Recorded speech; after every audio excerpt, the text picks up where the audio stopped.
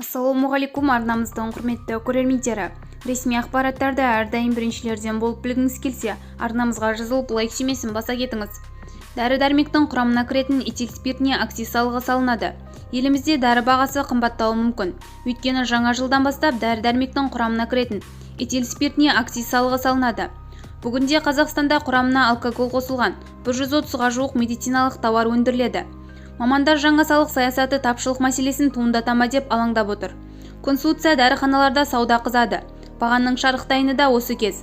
Мамандар келесі жылы йод, карвавол, миновазин, бриллиант жасылы мен валерина сығындысы қымбаттауы мүмкін екенін айтады. Қанатбек Береков медициналық және фармацевтикалық бақылау комитетінің сарапшысы. Ол әлі нақты ешқандай шешім шығарылған жоқ. Ол қазір талқылауда. Бізге медициналық және фармацевтикалық комитетінің мекен жайына нақты бір осындай дәрінің тапшылығы пайда болды деген секілді шағым өтініш келіп түскен жоқ. Келіп түскен жағдайларда тексеріс жүргізіледі. Бізді бақылауды жалғастырыңыз. Сау саламат болыңыз.